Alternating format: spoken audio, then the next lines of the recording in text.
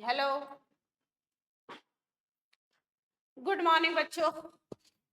सीएंटर law exam oriented batch जनवरी 26 attempt के लिए registration of charges आपने कल स्टार्ट किया था और रजिस्ट्रेशन में आपने देख लिया था चार्ज होता क्या है। आपने कहा चार्ज का मतलब होता है इंटरेस्ट और lien created on the property और असेट ऑफ द कंपनी और एनी ऑफ इट्स अंडरटेकिंग और on both and it include a mortgage.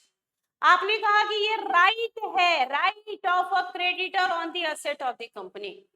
अगर मैंने अपने असेट गिरवी रख के और लोन लिया है तो क्रेडिटर का अधिकार मेरे उस असेट पे हो जाएगा जब तक कि मैं ड्यू डेट पे लोन का रीपेमेंट न कर दूं। अगर मैंने लोन का रीपेमेंट कर दिया तब तो असेट फ्री हो जाएगा, असेट मेरा। और अगर हम डिफॉल्ट कर दें ड्यू डेट को तो जो हमारा क्रेडिटर है वो असेट को बेच के अपना लोन का रीपेमेंट करा लेगा। चार्ज का मतलब प्लेज, मॉर्गेज एंड हाइपोथेकेशन तीनों होता है। जब हम अपनी मूवेबल प्रॉपर्टी गिरवी रख के लोन लेते हैं तो इसको हम बोलते हैं प्लेज। हम इमूवेबल प्रॉपर्टी के अगेंस्ट लोन लेते हैं तो बोलते हैं मॉर्गेज। और हाइपोथेकेशन का मतलब होता है स्टॉक इन ट्रेड गिरवी रख के लोन लेते हैं तो उसको बोलते हैं हाइपोथेकेशन।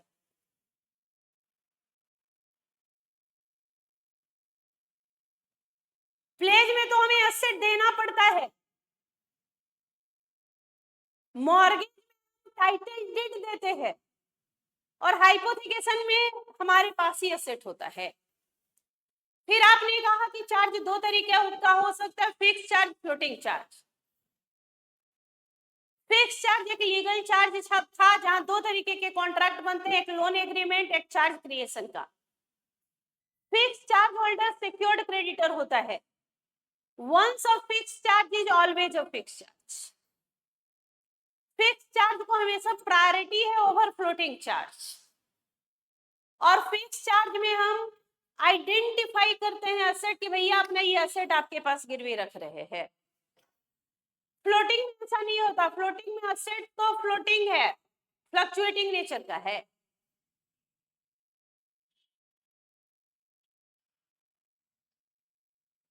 फ्लोटिंग चार्ज फिक्स चार्ज में कन्वर्ट हो सकता है।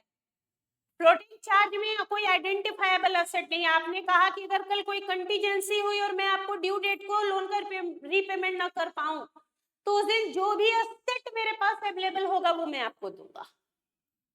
क्रिस्टलाइजेशन ऑफ चार्ज में आपने कहा कि floating charge will be converted into fixed charge on the happening of contingency. ये सारी बातें कल की क्लास में हमने कर ली थी। आज हमें सेक्शन में एंटर करना था। आपने कहा सेक्शन 77 टू 87 का रेंज और 10 ई फॉर्म्स इन्वॉल्व है, सीएसजी 1 2 3 4 5 6 7 8 9 10। तो सेक्शन 77 में है हम। सेक्शन 77 में आपने कहा एप्लीकेशन देंगे for registration of charges by company to ROC. Company application लेके जा रही है बेटा आरओसी के पास कि वो चार्ज रजिस्टर कराने आई है। अब देखना क्या होगा, अब देखना ये है कि चार्ज कब क्रिएट हुआ है, चार्ज क्रिएट कब हुआ है।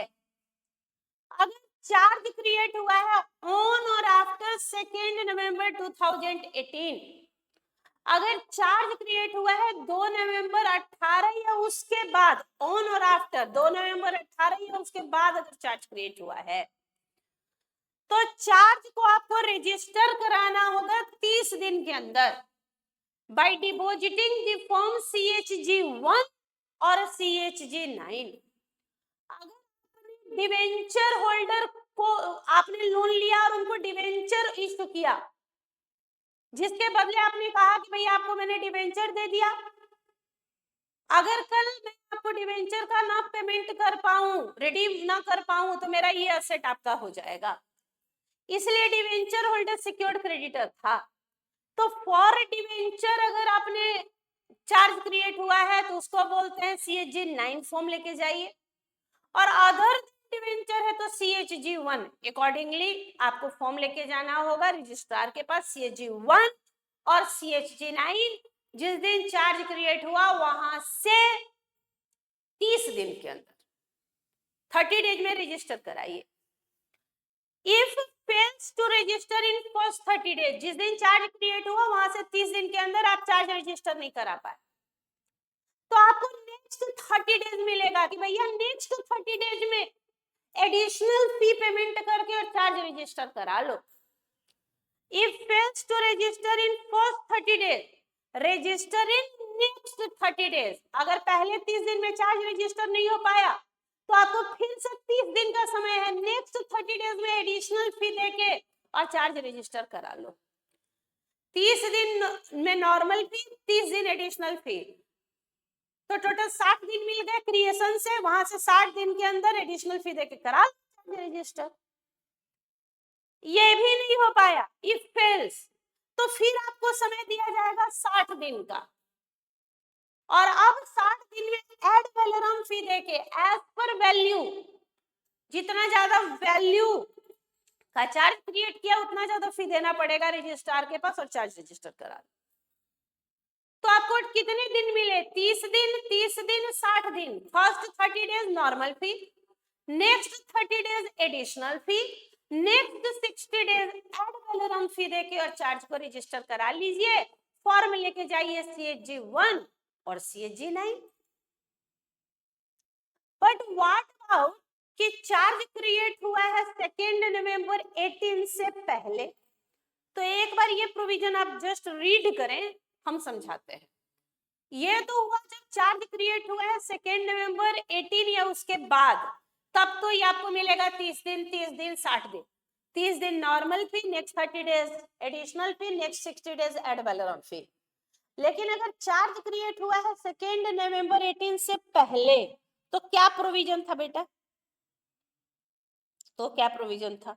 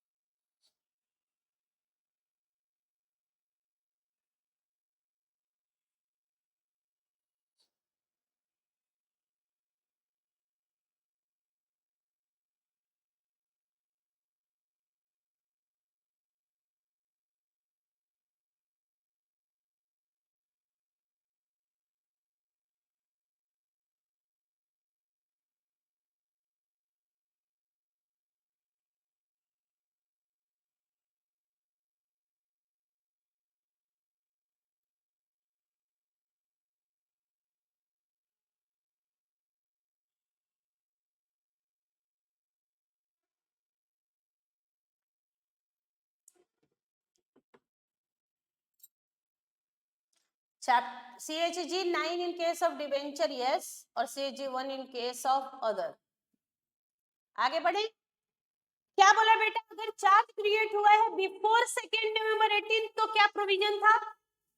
तो प्रोविजन था कि 30 दिन के अंदर चार्ज रजिस्टर करा, नहीं करा पाए तो 300 दिन 300 डेज मिलेगा। कहां से? From creation of charge, from creation of charge से 300 दिन के अंदर, या 6 month from 2 November 18, whichever is later, charge register करा लीजिए।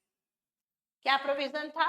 अगर चार्ज क्रिएट हुआ है बिफोर 2 नवंबर 18 तो register the charge with in 30 days, 30 दिन में रजिस्टर कराइए। इफ फेल्स, नहीं करा पाए तो register within 300 days of creation on payment of additional fee, additional fee का पेमेंट करके और 300 के दिन के अंदर आपको 300 दिन समय, 300 डेज का समय मिल गया। 300 दिन कहां से? फ्रॉम क्रिएशन ऑफ चार्ज, जिस दिन चार्ज क्रिएट हुआ था वहीं से 300 दिन, और नहीं तो 2 नवंबर 18 वहां से 6 month, whichever is later, charge register कराना होता था। क्या अब ये हमारे लिए कोई रेलिवेंट है?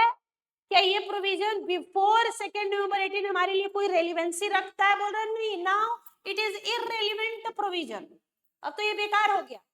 क्योंकि 2018 के बाद 300 दिन 6 मंथ ये सब बीते तो कितना पुराना हो गया। तो मैडम ये क्यों लिखा, क्यों पढ़ाया? बेटा आपके मॉड्यूल में भी बोला इसलिए मैंने बोल दिया, पर एग्जामिनेशन पॉइंट ऑफ व्यू से ये इररिलेवेंट हो चुका है।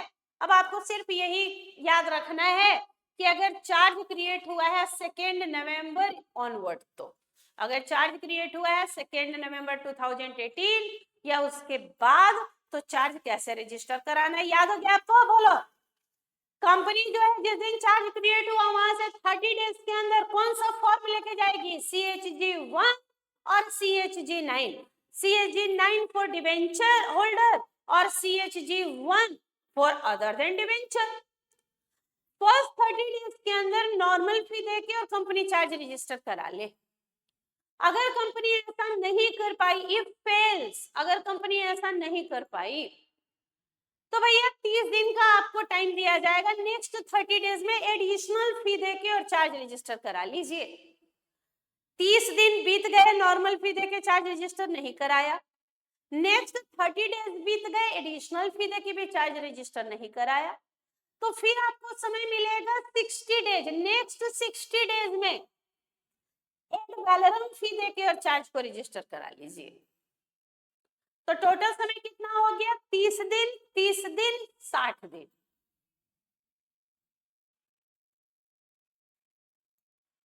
ये देखिए, ये देखिए, जिस दिन चार्ज क्रिएट हुआ वहां से 30 दिन के अंदर, जिस दिन चार्ज क्रिएट हुआ है वहां से 30 डेज के अंदर नॉर्मल फी देके, नहीं तो नेक्स्ट 30 डेज में एडिशनल फी देके, और नहीं तो नेक्स्ट 60 डेज में एड वैलोरम फी देके और चार्ज रजिस्टर करा लीजिए। 30 दिन 30 दिन 60 दिन, मतलब टोटल 120 दिन का समय मिला है। टोटल 120 दिन, 30 दिन फर्स्ट 30 डेज में करा लीजिएगा तो नॉर्मल फी लगेगा, नेक्स्ट 30 डेज में कराइएगा तो एडिशनल फी देना होगा, और नेक्स्ट 60 डेज में कराइएगा तो एड वैलोरम फी देना होगा। यानी 30 30 60, नॉर्मल फी, एडिशनल फी, एड वैलोरम फी। ये था सेक्शन 77, ये था सेक्शन 77। सारे बच्चे 1 मिनट का समय लगाइए और सेक्शन 77 को निपटाइए। सेक्शन 77, जिस दिन चार्ज क्रिएट हुआ वहां से 30 दिन के अंदर नॉर्मल फी, नहीं तो नेक्स्ट 30 डेज एडिशनल फी, नहीं तो नेक्स्ट 60 डेज एड वैलोरम फी। और फॉर्म जो लगेगा वो CHG1 और CHG9, CHG9 फॉर डिवेंचर और CHG1 for other than debenture. ये था सेक्शन 77, खत्म हो गया। अब आइए सेक्शन 78, बोल रहा है application for registration of charge by charge holder. सोचो बेटा, 30 दिन बीत गए और कंपनी अभी तक रजिस्ट्रार के पास नहीं गई है रजिस्ट्रेशन कराने, तो अब चार्ज होल्डर को बेचैनी शुरू होगी कि नहीं शुरू होगी?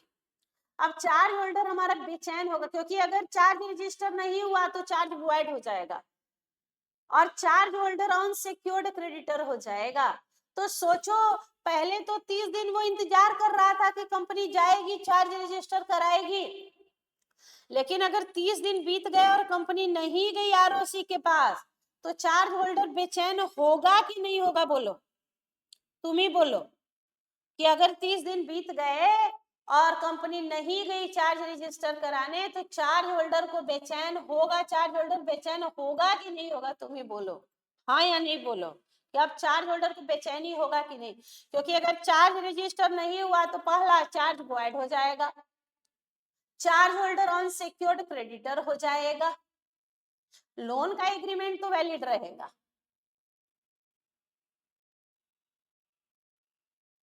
तो सेक्शन 78 सारे बच्चे एक बार पढ़े। सेक्शन 78 क्या है? सेक्शन 77 था application for registration of charges by company to ROC। Section 78 है application for registration, application for registration of charges by charge holder. मैंने आपको क्या बोला कि भैया हम चार्ज होल्डर हैं, कंपनी ने मुझसे लोन लिया, अपना असेट मेरे पास गिरवी रखा, तो फर्स्ट 30 डेज तो हम वेट करेंगे कि कंपनी जाएगी रजिस्ट्रार के पास, चार्ज रजिस्टर कराएगी। लेकिन अगर 30 दिन बीत गए और कंपनी गई नहीं तो हम तो बेचैन होने लगेंगे, क्योंकि अगर चार्ज रजिस्टर नहीं हुआ तो चार्ज वॉइड हो जाएगा, और अगर चार्ज रजिस्टर नहीं हुआ तो हम अनसिक्योर्ड क्रेडिटर हो जाएंगे। और अगर कल ड्यू डेट को कंपनी लोन का रीपेमेंट मुझे नहीं कर पाएगी तो हम अनसिक्योर्ड क्रेडिटर है, क्योंकि मेरे पास तो कुछ सिक्योरिटी है ही नहीं। तो हम 30 दिन देखेंगे, 30 दिन में अगर कंपनी नहीं गई तो हम खुद जाएंगे रजिस्ट्रार के पास कि भैया रजिस्ट्रार साहब, कंपनी ने मुझसे लोन लिया, अपना ये एसेट मेरे पास गिरवी रखा और कंपनी ने अभी तक आपको नहीं बताया, तो मैं आ गया बताने कि चार्ज रजिस्टर कर लो। अब 30 दिन तो बीत चुके हैं, अगर हम नेक्स्ट 30 डेज में चार्ज होल्डर गया तो एडिशनल फी देके चार्ज रजिस्टर कराएगा, और अगर 30 दिन बीत गए नहीं जा पाया तो नेक्स्ट 60 डेज में ऐड वाला टाइम पीरियड वही है। फर्स्ट 30 डेज में तो उसने वेट किया, कंपनी का बीत गया, नेक्स्ट 30 डेज में एडिशनल फी देके चार्ज होल्डर चार्ज रजिस्टर कराएगा, और नहीं तो नेक्स्ट 60 डेज में एड वैलोरम फी देके कराना होगा चार्ज रजिस्टर। तो क्या है प्रोविजन सेक्शन 78 का कि if company fails to register the charge within 30 days of its creation, अगर कंपनी जिस दिन चार्ज क्रिएट की उसके 30 दिन के अंदर चार्ज रजिस्टर नहीं करा पाई तो चार्ज होल्डर अप्लाई करेगा आरओसी को रजिस्ट्रेशन के लिए। तो चार्ज होल्डर अप्लाई करेगा आरओसी को रजिस्ट्रेशन के लिए, फॉर्म वही होगा CHG1 और CHG9, फॉर्म तो वही होगा। एक नोट देखो बेटा, टाइम पीरियड नहीं है अगर प्रिस्क्राइब कि कितने दिन के अंदर, तो 30 दिन तो बीत गए, नेक्स्ट 30 डेज में एडिशनल फी देके, और नहीं तो उसके नेक्स्ट 60 डेज में एड वैलोरम फी देके चार्ज रजिस्टर कराएगा charge holder. Same form CHG1 या CHG9।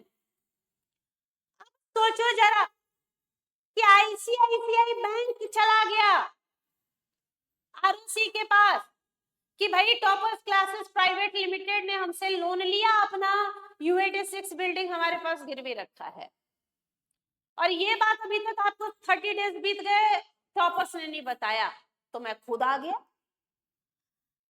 क्या आरओसी चार्ज होल्डर के बोलने पे तुरंत से चार्ज को रजिस्टर करा लेगा कि कंपनी को पूछताछ करेगा, क्रॉस चेक करेगा, सो कॉल्ड नोटिस भेजेगा कि भाई कंपनी आया है ICICI बैंक, बोल रहा है कि तुमने लोन लिया, अपना एसेट गिरवी रखा, क्यों नहीं रजिस्टर कराया, तो कॉज नोटिस जारी करेगा बेटा।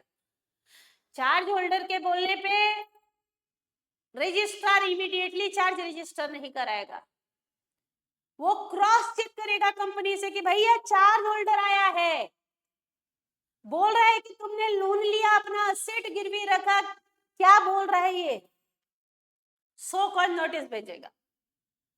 कंपनी को कोई ऑब्जेक्शन नहीं है, बोल रहा है ठीक है कर दो register, ROC will register the charge within 14 days after giving notice.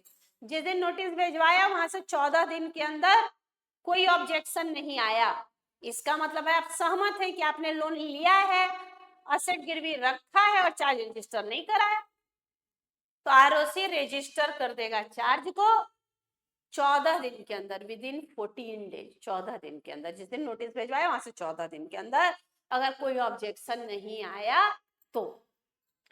दूसरा केस हो सकता है ऑब्जेक्शन है, कंपनी बोले कि हाँ 30 दिन बीत गए नहीं कराए हैं, अभी करा लेंगे, अभी तो है समय ना, 30 दिन एडिशनल फिर नहीं तो नेक्स्ट 60 डेज एड, वेल अभी तो है। हमारे यहाँ बाढ़ आ गया, हमारे सारे के सारे डायरेक्टर को कोरोना हो गया, कोई एपिडेमिक हो गया, विदेश घूमने गए हैं छुट्टी पे दुबई, इसके कारण नहीं चार्ज रजिस्टर, कंपनी ने ऑब्जेक्शन रेज किया। तो if company register by itself, अगर खुद बोले कि नहीं करा अभी करा, तो करा लेगी, या अगर सफिशिएंट कॉज दे दे कि क्यों चार्ज रजिस्टर नहीं हुआ, किन कारणों से, तो फिर आरओसी बोलेगा चार्ज होल्डर को कि अभी ये कंपनी आएगा, रजिस्टर करा लेगा, आप जाइए।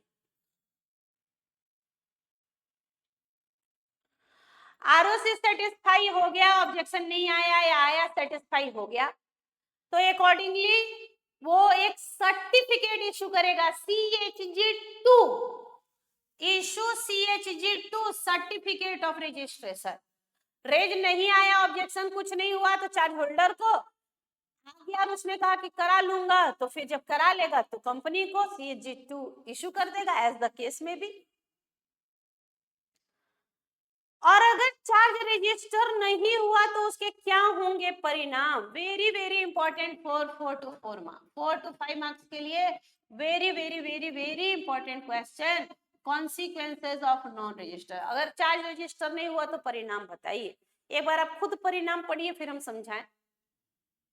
या तो कंपनी ने चार्ज रजिस्टर करा लिया, नहीं तो चार्ज होल्डर ने रजिस्टर करा लिया, लेकिन अगर रजिस्ट्रेशन नहीं हुआ चार्ज का तो क्या परिणाम होगा, what are the consequences of non registration.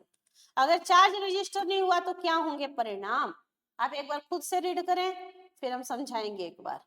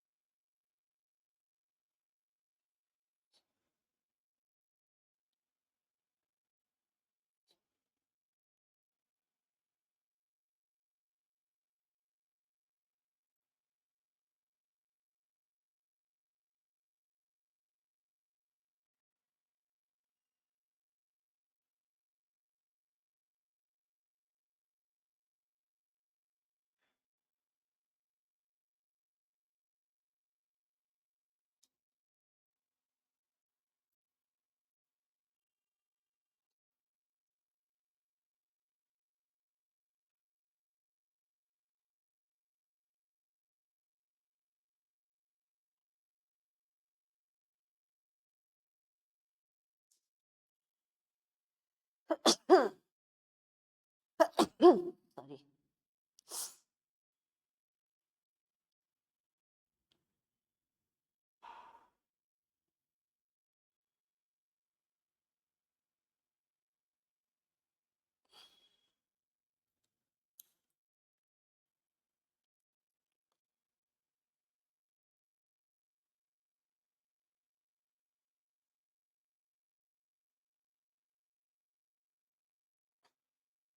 What are the consequences of non registration,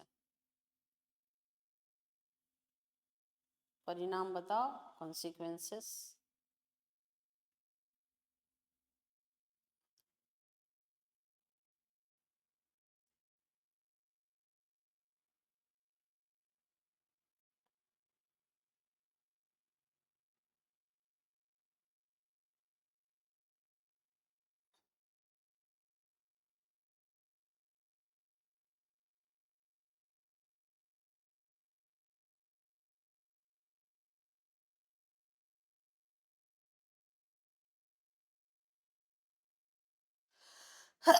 sorry, बता बेटा कॉन्सिक्वेंसेस, परिणाम, पहला परिणाम है चार्ज वॉइड हो जाएगा, दूसरा परिणाम है चार्ज होल्डर अनसिक्योर्ड क्रेडिटर हो जाएगा, कि लेकिन जो ये कॉन्ट्रैक्ट लोन का है कि मैं लोन लिया हूं तो लोन का रिपेमेंट करूंगा, ये तो वैलिड रहेगा, ये तो आपको करना पड़ेगा।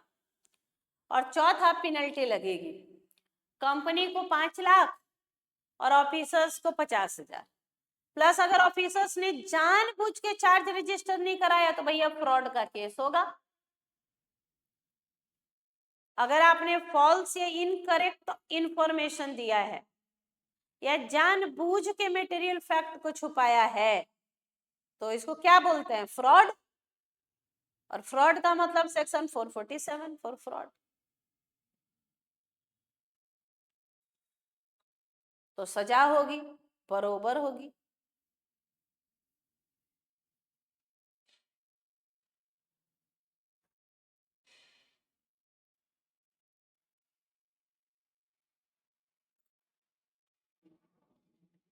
याद करना है आपको कॉन्सिक्वेंस। पहला हो गया चार्ज वॉइड हो गया, चार्ज होल्डर अनसिक्योर्ड क्रेडिटर हो गया, लेकिन जो कॉन्ट्रैक्ट था लोन का वो वैलिड रहेगा और कंपनी को 5 लाख का और ऑफिसर्स को 50,000 का जुर्माना लगेगा।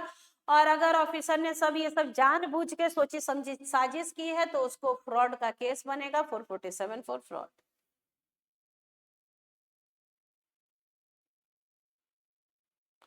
ये क्वेश्चन एग्जामिनेशन में बहुत बार पूछा गया है, आईसीआई का फेवरेट क्वेश्चन है कि what are the consequences of non registration of charge. What are the consequence of non registration of charge.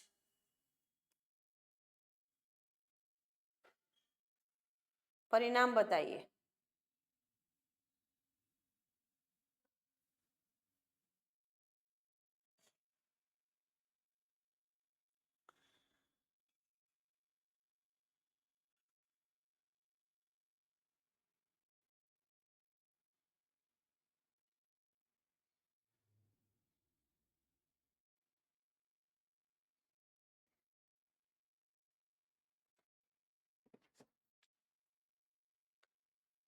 क्या परिणाम है बेटा? Consequences of non registration. अगर चार्ज रजिस्टर नहीं कराए हैं भैया तो क्या परिणाम, क्या भुगतना पड़ेगा?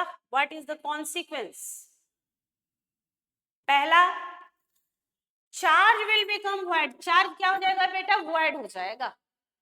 चार्ज होल्डर कैसा क्रेडिटर हो जाएगा? अनसिक्योर्ड, क्योंकि चार्ज तो रजिस्टर ही नहीं है तो चार्ज होल्डर अनसिक्योर्ड हो जाएगा। लेकिन जो कॉन्ट्रैक्ट ऑफ लोन है, लोन का जो आपने एग्रीमेंट किया है, लोन लिया है, लोन का रीपेमेंट वो वैलिड रहेगा। मतलब company will have to repay the loan amount along with the interest. Company को लोन का रीपेमेंट तो करना ही पड़ेगा बेटा इंटरेस्ट के साथ। पेनल्टी लग जाएगी भाई, कंपनी के ऊपर 5 लाख का जुर्माना और ऑफिसर्स को 50,000 का जुर्माना। और ऑफिसर्स को बेटा सेक्शन 447 में फ्रॉड का केस बनेगा अगर उन्होंने फॉल्स या इनकरेक्ट इंफॉर्मेशन दिया है या उन्होंने जानबूझ के सप्रेस किया है कोई मटेरियल फैक्ट को, तो उनको 447 फ्रॉड का केस भी चलेगा। यहीं पे एक सेक्शन है 86 जो punishment for contravention of chapter. अगर आप सेक्शन, ये जो आप चैप्टर पढ़ रहे हैं रजिस्ट्रेशन ऑफ चार्जेज, वो कौन सा चैप्टर है? Chapter number 6। अगर आप चैप्टर 6 का कॉन्ट्रावेंशन करते हैं तो आपको पनिशमेंट लगेगा कितना? कंपनी को 50,000, ऑफिसर्स को 50, कंपनी को 5 लाख का जुर्माना लगेगा, ऑफिसर को 50,000 का, प्लस 447 फ्रॉड अट्रैक्ट हो जाएगा अगर उन्होंने कोई फॉल्स या इनकरेक्ट इंफॉर्मेशन दिया है या जानबूझ के मटेरियल फैक्ट को सप्रेस किया है। चूंकि पूरे चैप्टर में एक ही पेनल्टी है तो आपको ये सेक्शन इंपॉर्टेंट हो गया एग्जामिनेशन पॉइंट ऑफ व्यू से। जनरली हम आपको क्लास में पेनल्टी याद नहीं कराते, जहां मल्टीपल पेनल्टी है, 500 पेनल्टी है, वह हम आपको याद नहीं कराते। ये पूरा चैप्टर पेनल्टी से भरा हुआ है तो हम आपको बोलते हैं पूरा छोड़ दो। लेकिन अगर पूरे चैप्टर में एक पेनल्टी है तो वो हमें याद करना है। तो यहाँ पे सेक्शन 86 में एक ही पेनल्टी है। अगर आप चैप्टर 6 का कॉन्ट्रावेंशन करते हैं तो पनिशमेंट आपको मिलेगा 86 में। सेक्शन 86 आपको क्या बोलता है एक बार याद कीजिए। कंपनी को 5 लाख, ऑफिसर्स को 50,000, और ऑफिसर्स अगर ये जानबूझ के करते हैं तो फ्रॉड का केस भी बनेगा section 447 for fraud. Section 447 for fraud. 3 section आपके कंप्लीट हो गए, सेक्शन 77, 78, 86। क्या आपको ये तीनों सेक्शन याद हुआ? क्या आपको ये तीनों सेक्शंस याद हो गया? Section 77, 78 and 86। एक बार रिकॉल करा दूं जल्दी।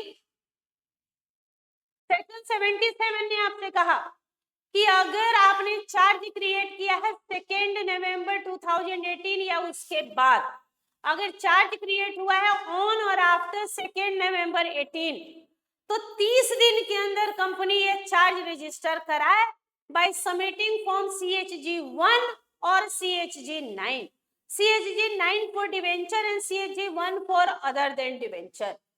30 दिन के अंदर नॉर्मल फी देके और आपको CHG 1 या CHG 9 सबमिट करना है। 30 दिन बीत गए और कंपनी अगर नहीं चार्ज रजिस्टर करा पाई तो नेक्स्ट 30 डेज में एडिशनल फी देके चार्ज रजिस्टर करा ले। ये भी नहीं कर पाई तो नेक्स्ट 60 डेज में एड वैलोरम फी देके और चार्ज रजिस्टर करा ले। तो टोटल समय मिला 30 दिन 60 दिन। 30 दिन नॉर्मल फी, नेक्स्ट 30 डेज एडिशनल फी, नेक्स्ट 60 डेज एड वैलोरम फी। दो फॉर्म है, CHG 1 या CHG 9 सबमिट करना था। सेक्शन 78 बोलता है कि फर्स्ट 30 डेज बीत गए और अगर कंपनी ने चार्ज रजिस्टर नहीं कराया तो अब चार्ज होल्डर बेचैन हो जाएगा और चार्ज होल्डर खुद चला जाएगा रजिस्ट्रार के पास चार्ज को रजिस्टर कराने। चार्ज होल्डर जो है वो फर्स्ट 30 डेज का इंतजार करेगा, पहले 30 दिन बीत गए तो चार्ज होल्डर खुद चला जाएगा रजिस्ट्रार के पास चार्ज रजिस्टर कराने। फिर से फॉर्म तो वही रहेगा, CHG 1 और CHG 9। CHG 9 for debenture and CHG 1 for other than debenture। अब जैसे ही चार्ज होल्डर जाता है रजिस्ट्रार के पास, रजिस्ट्रार इमीडिएटली चार्ज रजिस्टर नहीं करता, वो सो कॉज नोटिस इशू करता है किसको, कंपनी को, और उससे पूछता है कि भैया कंपनी चार्ज होल्डर आया है, बोल रहा है कि तुमने लोन लिया, अपना असेट गिरवी रखा, अभी तक तुमने चार्ज क्यों नहीं रजिस्टर कराया, कारण बताओ। कंपनी का कोई ऑब्जेक्शन नहीं आता तो रजिस्ट्रार रजिस्टर कर लेगा चार्ज को 14 डेज के अंदर और चार्ज होल्डर को सर्टिफिकेट इशू कर देगा, CHG 2 certificate of creation of charge. और अगर कंपनी ने ऑब्जेक्शन रेज कर दिया या सफिशिएंट कॉज बता दिया कि क्यों, क्या कारण हुआ कि कंपनी अभी तक चार्ज रजिस्टर नहीं करा पाई है, तो उस केस में उसके चार्ज होल्डर के एप्लीकेशन को रिजेक्ट किया जाएगा और उनको बोला जाएगा कि भैया कंपनी को ऑब्जेक्शन है, कंपनी खुद आएगी। और जब ROC सेटिस्फाई हो गया तो जो चार्ज होल्डर या कंपनी जिसको रजिस्टर करना था चार्ज रजिस्टर करके सर्टिफिकेट इशू कर दिया और चार्ज रजिस्टर हो गया। परिणाम हुआ कॉन्सिक्वेंसेस ऑफ नॉन रजिस्ट्रेशन, अगर आपने रजिस्टर नहीं कराया चार्ज तो परिणाम हुआ कि चार्ज वॉइड हो गया, चार्ज होल्डर अनसिक्योर्ड क्रेडिटर हो गया, लेकिन जो लोन का एग्रीमेंट था, कॉन्ट्रैक्ट ऑफ लोन था, वो रिमेन वैलिड रहेगा और कंपनी को 5 लाख का जुर्माना और ऑफिसर्स को 50,000 का जुर्माना और ऑफिसर्स को फ्रॉड का केस भी बनेगा, क्योंकि उसने जानबूझ के मटेरियल फैक्ट को सप्रेस किया है, फॉल्स या इनकरेक्ट इंफॉर्मेशन दिया है। और सेक्शन 86 था punishment for contravention of chapter 6। अगर आप इस पूरे चैप्टर में कहीं पे भी प्रोविजन का कॉन्ट्रावेंशन करते हैं तो 86 में आपके पेनल्टी की बात होगी। सेक्शन 86 ने कहा कि कंपनी को 5 लाख का जुर्माना, ऑफिसर्स को 50,000 का जुर्माना और फ्रॉड का केस होगा। ये जो आपने यहाँ पे बोला था कॉन्सिक्वेंसेस, यही वाला तो यहाँ पे भी बोल रहे हैं, यही सेक्शन 86 है। तो आज की क्लास में यहाँ तक की बातों को कंप्लीट कीजिएगा, कल हम लोग आगे बढ़ेंगे और कल के दिन ये चैप्टर हम लोग खत्म कर देंगे, रजिस्ट्रेशन ऑफ चार्ज। कल फिर आपसे सुबह 9 बजे मुलाकात होगी CA इंटर की क्लास में, जहां हम लोग इस चैप्टर को वाइंड अप कर देंगे।